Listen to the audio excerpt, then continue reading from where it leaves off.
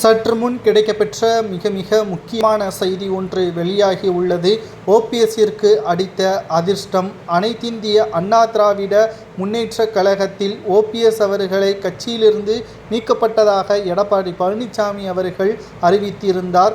அதனைத் தொடர்ந்து அனைத்திந்திய அண்ணா திராவிட முன்னேற்றக் கழகத்தை பொறுத்தளவிற்கு மிகப்பெரிய அளவிலான பிரச்சனைகளும் நீதிமன்றத்தில் பல்வேறு வழக்குகளையும் தொடரக்கூடிய வகையில் ஓபிஎஸும் அவரது ஆதரவாளர்களும் செய்தார்கள். இதனால் சரியான கூட்டணியும் அதிமுகவிற்கு அமைப்பதில் சிக்கல் ஏற்பட்டு மக்களவை தேர்தலின் பொழுது மிகப்பெரிய தோல்வியையும் அதிமுக தழுவியது. இதற்கு எடப்பாடி தான் காரணம்.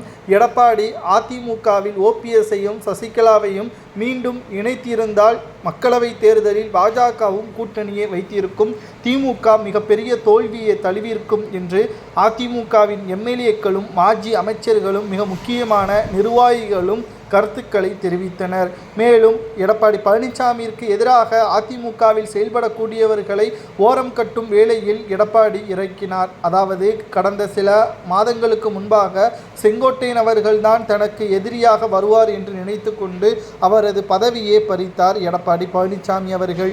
மேலும் கோபிச்செட்டிப்பாளையத்தில் எடப்பாடி பழனிசாமி அவர்களுக்கு எதிராக அவரது உருவப்படத்திற்கு இணையான உருவப்படத்தை வைத்து செங்கோட்டையன் அவர்கள் தான் அதிமுகவின் பொதுச்செயலாளராக நியமனம் செய்யப்படுகிறேன் என்பதற்கேற்ப பொதுச் செயலாளர் போட்டோவுக்கு இணையாக வைத்திருந்ததன் காரணமாகத்தான் அதிமுகவில் மீண்டும் இரண்டாவது கலவரம் வெடித்தது.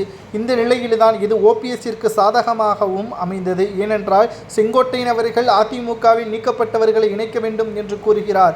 அதுவே எடப்பாடி கட்சியில் இணைக்க முடியாது என்று கூறுகிறார். ஆனால் மெஜாரிட்டியான ஆதரவு செங்கோட்டையனுக்கு இருப்பதால் எப்படியும் ஓபிஎஸ் அதிமுகவில் இணைந்துவிடுவார் என்பது தெரிந்துவிட்டது. ஆனால் ஓபிஎஸ்ஸிற்கு கிடைத்த மிகப்பெரிய ஒரு அதிர்ஷ்டமே பிரதமர் மோடி அவர்களை சந்திக்கக்கூடிய வாய்ப்பு. ஏப்ரல் 6ஆம் தேதி தமிழகத்திற்கு வருகை தரக்கூடிய பிரதமர் மோடி அவர்களை மதுரையில் ஓபிஎஸ் அவர்கள் சந்திக்க திட்டமிட்டிருக்கிறார். அதற்கான அனுமதியும் வழங்கப்பட்டுள்ளது. இந்த சந்திப்பானதே அதிமுகவில் ஓபிஎஸ் அவர்கள் இணைந்தால் அவருக்கு மிக முக்கியமான பதவி மட்டுமல்ல, தென் மாவட்டங்களில் மிக முக்கியமான நபர்களுக்கு பல்வேறு தொகுதிகளையும் அவர் போட்டியிடுவதற்கான ஏற்பாடுகளை செய்வார். இரட்டை இலை சின்னம் தனது கட்டுப்பாட்டில் வர வைப்பார் என்ற தகவலும் வெளியாகி உள்ளது.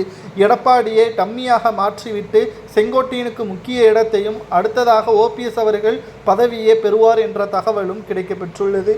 ஓபிஎஸ்ஸின் திட்டம் வெற்றியடையுமா அல்லது அதிமுகவின் சிறந்த பொதுச் செயலாளர் எடப்பாடியா என்பதை உங்களது கருத்துக்களை கமெண்ட் வாயிலாக கூறுங்கள். இதுபோன்ற செய்திகளை தெரிந்து கொள்ள சப்ஸ்கிரைப் பண்ணிருங்க.